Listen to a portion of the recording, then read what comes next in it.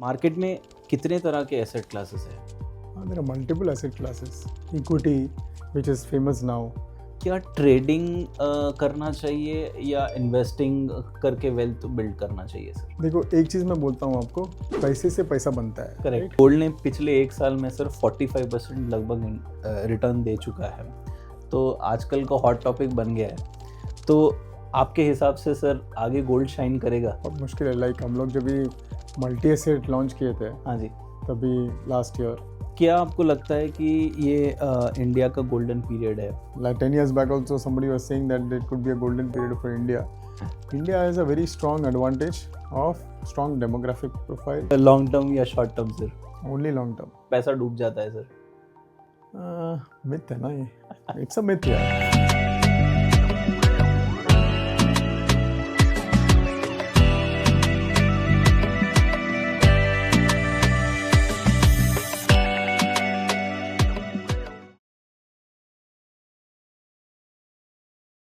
Hello friends, आज के podcast के हमारे गेस्ट है रितेश जी, जो सुंदरम में एक वेल एक्सपीरियंस फंड मैनेजर है।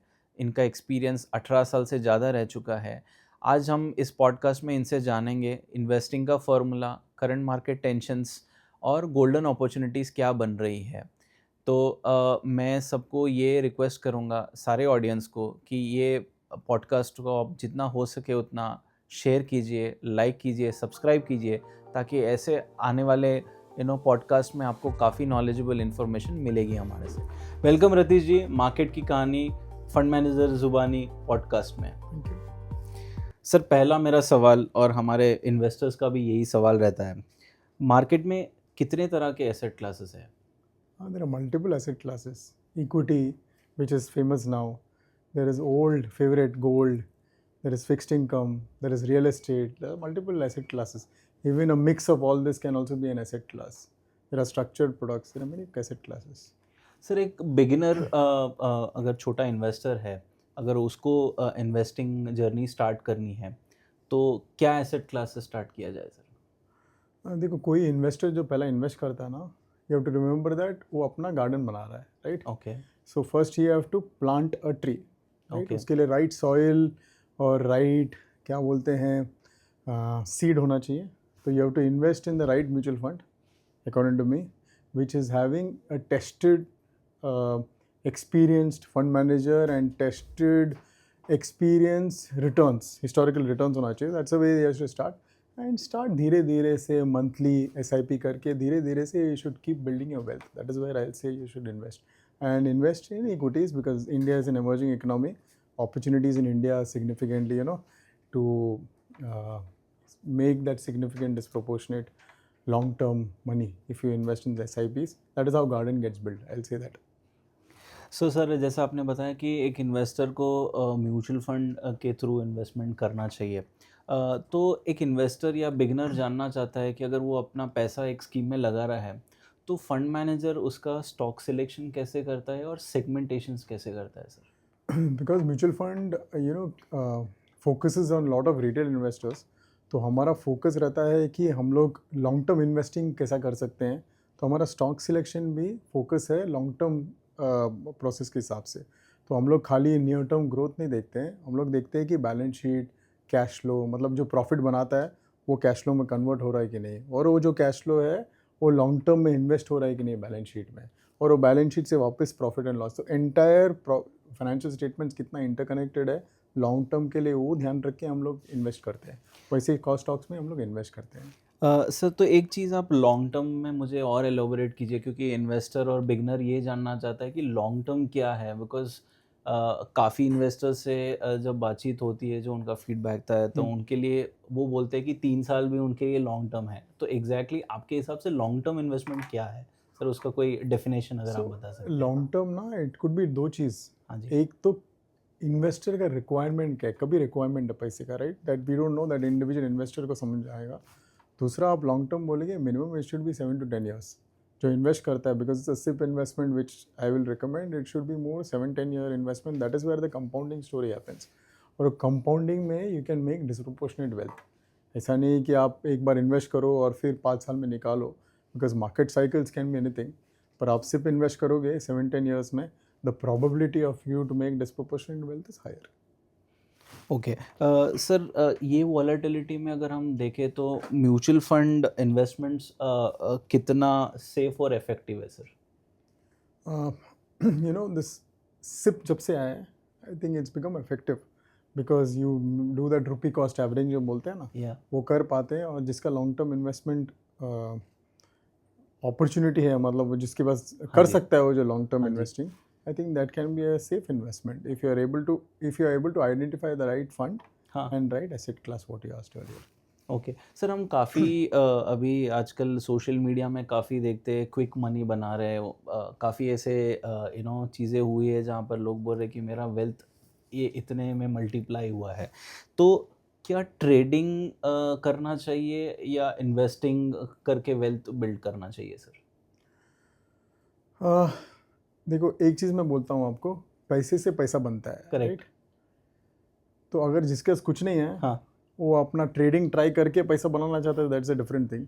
पर जिसको लॉन्ग टर्म वेल्थ क्रिएट करना है ना, वो इन्वेस्टिंग से ही हो सकता है. कि आप ट्रेडिंग में एक बार ठीक कर पैसा बना सकते हो, अनलेस एंड अनटिल आप इतना स्टडी करके, उसमें भी स्टडी लगता है, टेक्निकल जो भी है, मल्टीपल फैक्टर्स में ट्रेडिंग में. अगर जिसके पास जो इन्वेस्टर आता है उसके पास इतना टाइम नहीं रहता है जो करने के लिए, that is why it's better to come through mutual fund. And mutual fund believes in long term investing. इसके लिए हम लोग बोलते हैं ना, सब लोग, पावर ऑफ कंपाउंडिंग बहुत Correct. बड़ा होता है. Yes that is why long term investing works better than trading correct as a individual investor requirement के लिए. करेक्ट सर, जब मार्केट में वॉलेटिलिटी आती है तो जैसे अभी ग्लोबल अनसर्टेनिटीज़ है, तो इस दौरान एक इन्वेस्टर को अपना एसेट एलोकेशंस कैसे करना चाहिए? सो मैं आपको बोलूँगा, देखो, asset allocation can't be dependent upon external factors. Okay वो उनका खुद का ज़रूरत क्या है, रिक्वायरमेंट क्या है, उसके हिसाब से आप इन्वेस्ट करते रहो. इसके लिए अगेन गोइंग बैक, सिप का रुपी कॉस्ट एवरेजिंग के हिसाब से आपको, यू कैन कीप इन्वेस्टिंग. ये सब फेजेस में जब वॉलेटिलिटी आती है, आपको मौका मिलता है लोअर कॉस्ट एवरेजिंग करने का, right? So you should keep doing rupee cost averaging, SIP करते रहो एक्सटर्नल फैक्टर्स में. एंड मौका जैसे ही मिलता है, दैट्स व्हाट, जो मैंने पहले आपको बोला ना, गार्डन बनाने के हाँ लिए, जी तो आपको जैसे ही मौका मिलता है, ये वॉलेटिलिटी बढ़ा, यू कैन, मतलब और 2 सीट डालो, मतलब थोड़ा और इंक्रीमेंटल एक्स्ट्रा इन्वेस्ट करो instead of correct SIP. That is how you can create that long term wealth. Correct sir, gold ने पिछले एक साल में सर 45% लगभग रिटर्न दे चुका है, तो आजकल का हॉट टॉपिक बन गया है. तो आपके हिसाब से सर आगे गोल्ड शाइन करेगा? बहुत मुश्किल है. लाइक हम लोग जब भी मल्टी एसेट लॉन्च किए थे, हाँ जी तभी लास्ट ईयर, तभी हम लोग ने बोला था कि ग्लोबली आप देखो, कोविड हुआ, कोविड होने के बाद so much income, free money or free income was distributed among common men across the globe. उसके बाद क्या हुआ कि आपका there is a disproportionate wealth among certain individuals, right? तो उसके कारण political instability हुआ globally. तो उसके कारण आप historically भी देखो, उसके बाद generally आपका geopolitical uncertainty होने के कारण there is a possibility that gold as an asset class become a safe haven. ये हम लोग का बोलना था जब हम लोग ने मल्टी एसेट लॉन्च किया, राइट? तो उसके हिसाब से हम लोग ने मल्टी एसेट में बोले थे, हम लोग ने 20-25% गोल्ड में इन्वेस्ट करेंगे करके. Okay that we continue to happen. We never imagine that अगले एक साल में 45% रिटर्न देगा, but we are saying that next 2-3 years gold is an asset class which will be much better from an investment framework perspective rather than any other asset class. That is why we have put that. So we don't know, आप पूछो 45% और कितना देगा, we don't know, but I think it is a good asset class to be in because there is still global instability and it's increasing because of all this tariff etc issues. So I think it's safe to be there at least till now. We are not here to predict. Prediction करना हमारा काम नहीं है, but I think it is one of the asset class. फिर आप long term returns भी देखो ना, it is compounded by double digit. Correct. Why not? Sir Keep पहले investing. हमने देखा कि 8.5% के कैगर में गया है, अभी ऑल ऑफ सडन 12-13% पे आ गया है. तो काफ़ी इन्वेस्टर्स ये देख रहे हैं कि गोल्ड एक एज एन ऑल्टरनेट इन्वेस्टमेंट्स, तो इस तो एवरी एसेट क्लास को एक रिवर्टिंग तो मीन होता है, पर आज की तारीख में आप देखोगे, आपका गोल्ड बिकॉज ऑफ, जैसा मैंने बोला ना, पॉलिटिकल इंस्टेबिलिटी है, जियो पॉलिटिकल इंस्टेबिलिटी है, उसके कारण people are choosing gold. It's not only individuals, right? Central banks, everybody is choosing, and that will continue to happen for next 2-3 years till this geopolitical things don't subside. And because this is a major whatever global event is happening, tariff Yeah, हुआ या yeah. whatever geopolitical Yeah. tensions हो रहा है, and Yeah. this will generally last for 2-3 years. Yes. So till that point of time, I think gold will might continue to be a favor. अभी 45 returns पे peak हो गया वो सब we don't know, we can't predict stock prices like how we can't predict stock prices, but it's an attractive asset class at least for the next 2-3 years. So जैसे sir अभी recently हमारे neighbouring country से भी हमारे tensions बढ़े हैं। इससे पहले हमने देखा रशिया यूक्रेन हुआ, ईरान इज़राइल हुआ है। तो क्या इम्पैक्ट पड़ता है सर ये जो जब जियोपॉलिटिकल टेंशन्स बढ़ते हैं तो इंडियन मार्केट में इसका इम्पैक्ट कैसे रहता है sir? More than Indian market में आपको बोलूँगा इम्पैक्ट किधर पड़ता है ना, बिजनेस कॉन्फिडेंस पे पड़ता है. ओके। ये सब चीज़ें जब भी पॉलिटिकल इंस्टेबिलिटी या ये जियोपॉलिटिकल इम्बैलेंस होता है, हाँ जी। companies don't take investment decisions so easily, right? Let's take an example. Somebody wants to put up a manufacturing plant in some location हाँ जी। where there is this geopolitical instability, right? Correct. So they will wait. तो ये सब case में यही होता है. आपके case में जब जियोपॉलिटिकल इंस्टेबिलिटी होता है, हाँ जी। आपका अनसर्टेनिटी होता है in terms of new capex. हाँ जी। Not only in that reason, other reasons also. If caps की एलोंगेटेड बिकॉज किसको पता नहीं कितना बड़ा इम्पैक्ट आएगा, राइट? लाइक ये जो अभी रिसेंटली जो हम लोग ने देखा है, अभी नोबडी नोस ये टेंशन कितना फ्लेयर अप हो सकता है. Like anybody who is doing large investment, he said let's wait for 3-6 months so that uncertainty is there जब तक वो एक्चुअली वो क्लियर नहीं होता है वो पैरामीटर्स में. But then we have seen historically over the last 15-20 years, we have seen this that last not only 15-20 years, like 50-60 साल के साइकिल में देखा है जहाँ पे वॉर होता है, डिसीजन मेकिंग स्लो हो जाता है. और डिसीजन मेकिंग स्लो होने के कारण आपका इकोनॉमिक ग्रोथ में इम्पैक्ट पड़ता है. अर्निंग्स एंड फॉर हमारे स्टॉक मार्केट बैलेंस में अर्निंग्स ग्रोथ पे इम्पैक्ट पड़ जाता है नियर टर्म में, right? That is the instability because of all these things, and it will have an impact on Indian markets also, because at the end it's all everything is globally linked. It's not only India, Pakistan, but Ukraine, Russia, etc. Whatever is happening in all those markets, that has an rub-off impact in terms of even earnings growth across markets, including India. Okay sir. Sir interest rates का जो trend देख रहे हैं sir अभी, क्या rate cuts expected है और इसका स्टॉक मार्केट पे क्या असर देख रहे हैं सर आप? आप देखोगे ना, इंडिया में आप देखो 10 ईयर जीसेक का रेट लास्ट 15-20 साल से वही रहा है 6.5-6.7% से, राइट? ज़्यादा कुछ हुआ नहीं है. That is because inflation is also stable. In between that has spiked and has come down, but stable 5 से 6% है. जब तक आपको लॉन्ग टर्म स्ट्रक्चरल डिक्लाइन नहीं दिखता इंटरेस्ट रेट में, from a medium term there is no positive impact from an interest cost per se. आप देखो India as such, interest rate नीचे जाएगा तो क्या पॉजिटिव इम्पैक्ट आएगा, एंड कॉल खोलना like whether loan growth etcetera will go up just because of आधा % interest rate कम होने से लोन ग्रोथ बढ़ेगा, which we are not sure, right? More impact is structurally when interest rate cost comes down. That is where the cost of manufacturing in India goes down, right? That has to happen, which just by 50 basis point that will not happen. So it will have a minimal impact even if interest cost. It's just sentiment booster. I'll call it from a consumer spending per se. Okay. तो अब consumer related spending है, like any households, if they are able to save that incremental 0.5%, can he utilize that money to spend somewhere else? That is more relevant for a stock market per se, which I feel, right? That might happen, little trickle down impact will happen for more consumption rather than, giving back in terms of EMI.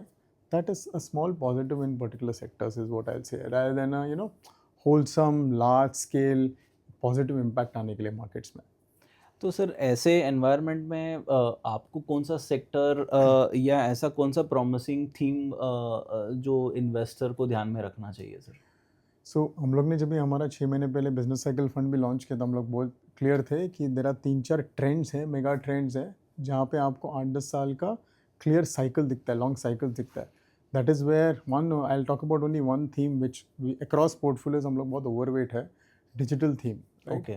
वो digital themes में like more than 80 crore people have access to internet today. That internet will be monetized in whichever form it is, right? Whether it is telecom companies, digital platform companies, technology companies, consumer companies, whatever. Across cap curves, it will be like telecom companies are in large cap, there are technology companies who are in mid cap, there are platform companies who are in small cap and in large caps. So across our portfolios also we are overweight in all this space because there's the next 10 years में बहुत बड़ा profit pool opportunity create होने वाला है.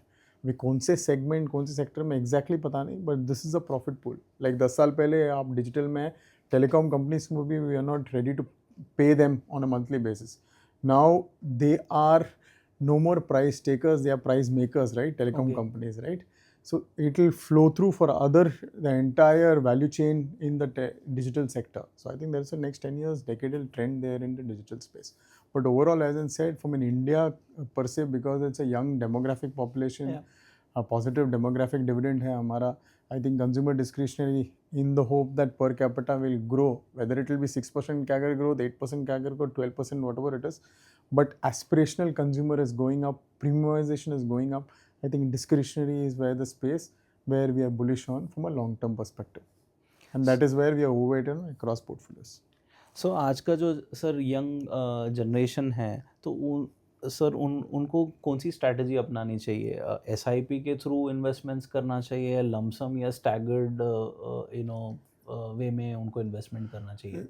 दो तरीके के मैं आपको आंसर दूंगा. इसमें दो ऑप्शंस है. एक तो उनका टेन्योर क्या है, ओके. दूसरा उनके हाथ में कितना पैसा है. Okay. It depends upon that. But if you ask me, a young investor should do both SIP and staggered investment. Okay. जैसा मैंने बोला ना, हाँ जी. आपको गार्डन बनाने के लिए हाँ जी. सिप करते रहो, हाँ जी. पर अगर जिस दिन बहुत बारिश हुआ, हाँ. लाइक मार्केट बहुत गिरा, हाँ जी. आप स्टैगर्ड में फटाफट लमसम पे डालो, right. So it's a combination of two. You can't have one single plain vanilla solution नहीं होता है इसमें.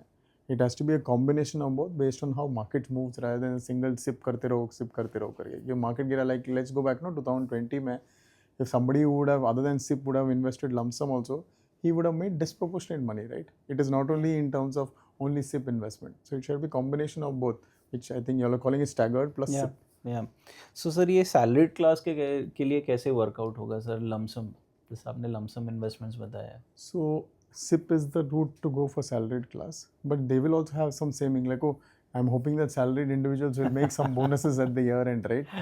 Accumulate that money. Yeah. Not जैसे ही बोनस मिला वो डालो मत. ऐसी अपॉर्चुनिटीज़ मिलेंगे, आप एक्यूमुलेट करो वो, आप किधर भी, मतलब वेर फिक्स्ड इनकम और सम STP रूट में, and then put that in the lump sum when there is opportunity in the market.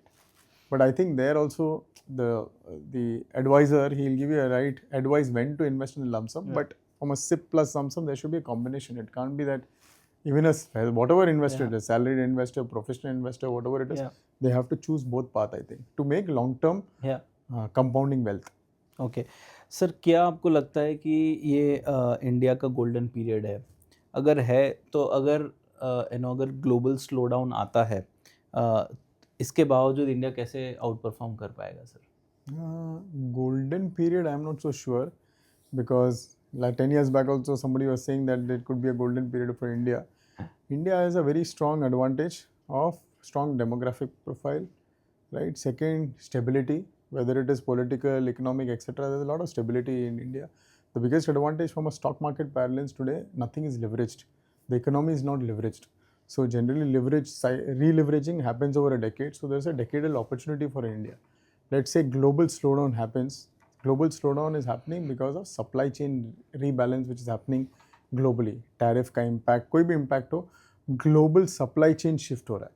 Can India take advantage of that across sectors, whether it is ancillary sector, कोई भी ancillary sector हो गया, auto sector हो गया, IT sector हो गया, pharma sector हो गया, consumer sector भी हो गया, any sector में can we participate in that entire ancillary chain? Can we be part of that global supply chain? If we are able to part, then there is a significant golden period we can achieve. But we have to wait and see. But basic, factors, whether it is strong demographic dividend or strong balance sheets, etc., we are in place, and stability, economic, political stability, we are in place there to capture that opportunity. I'll say it like that. Sir आपके career के early days में कोई ऐसी mistake जो आपके आजकल के investors को आप बताना चाहेंगे कि उसको अवॉइड करनी चाहिए sir? There are many mistakes, right.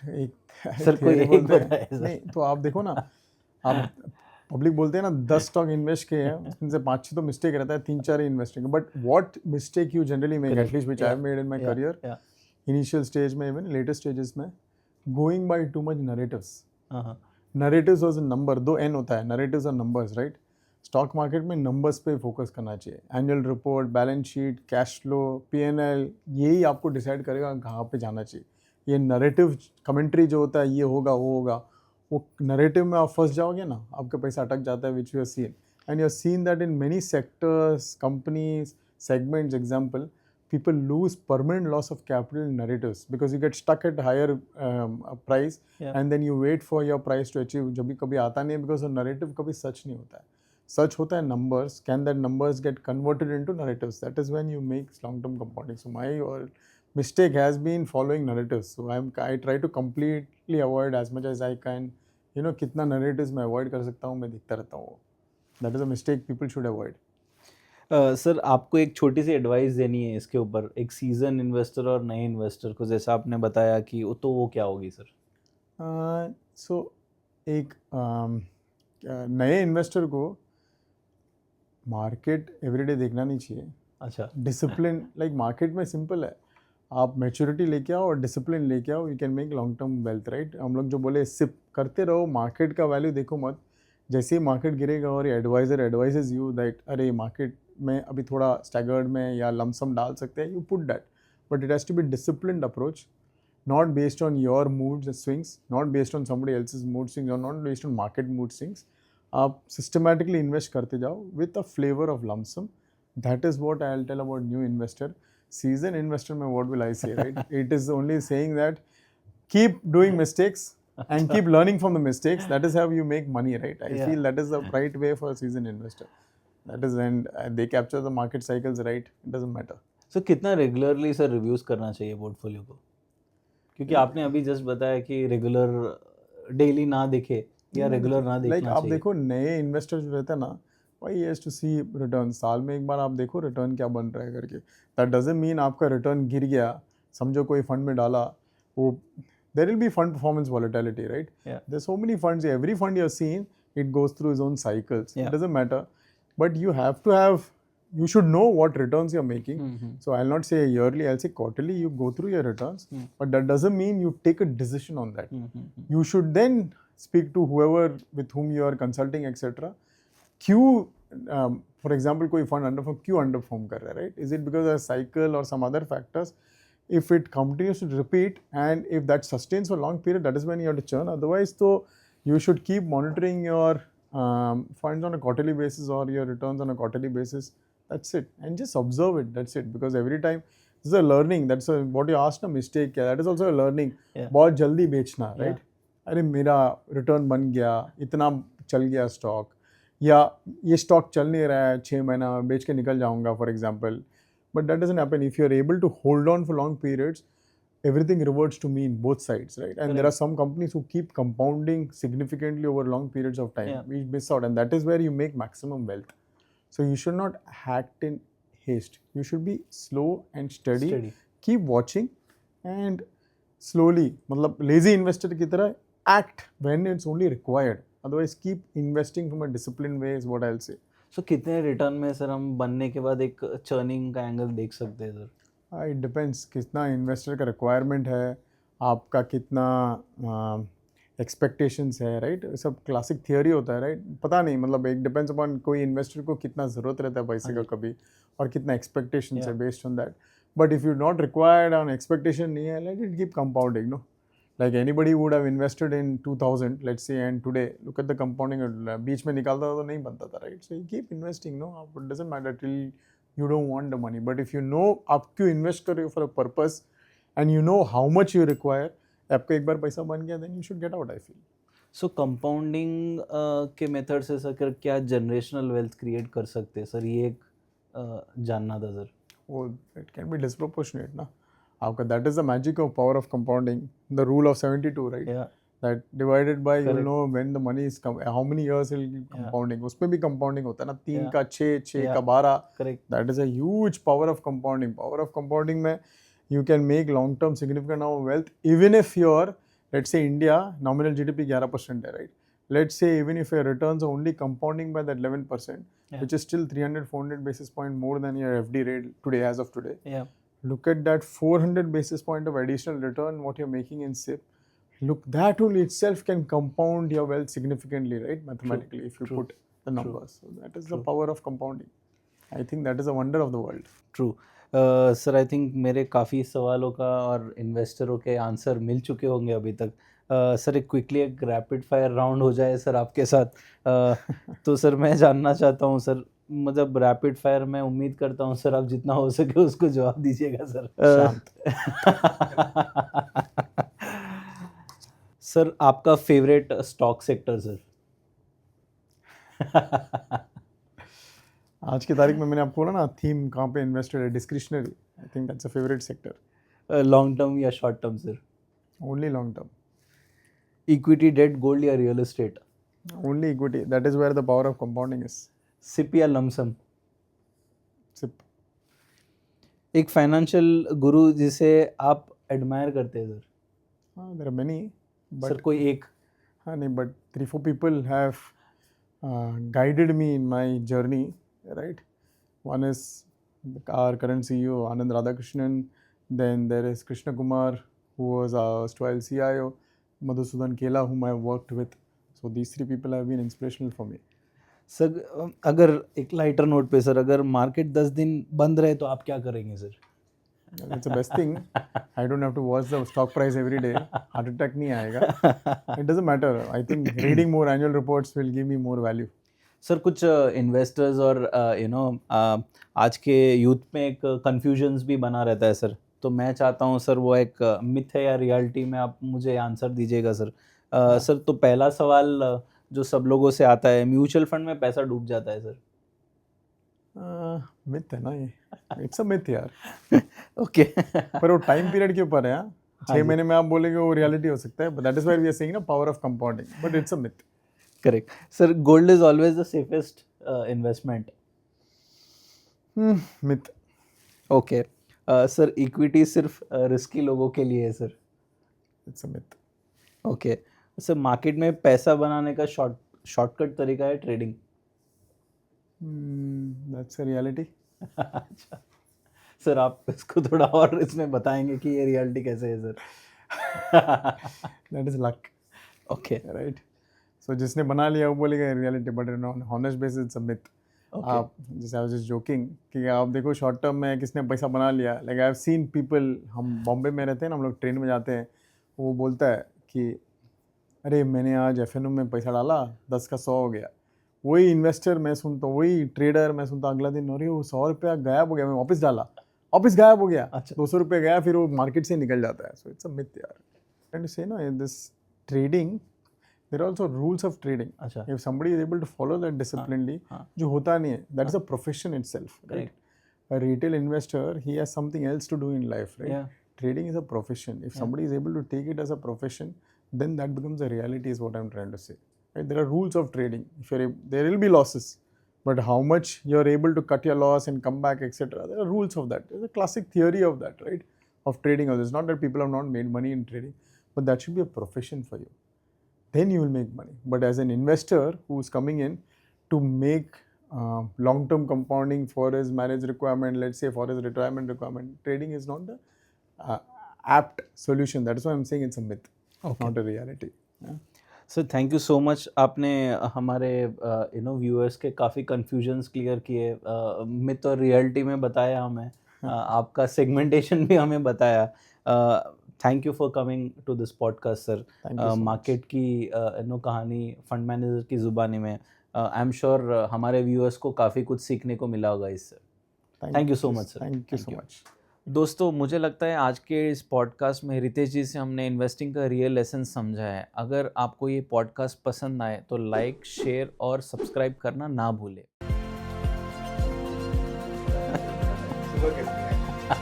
हो गया ना मुझे. बोल रहे आप बात कर लो. मैं बोला अब मैं सर से यही रिक्वेस्ट कर रहा हूँ. हो गया सर. आपका बातचीत करते रहो. थोड़ी टाइम टू रिकॉर्ड. आप आंसर करो, मैं दूं. हाँ. दूसरा distributor. Right. Know the other way. It's very difficult to answer all that.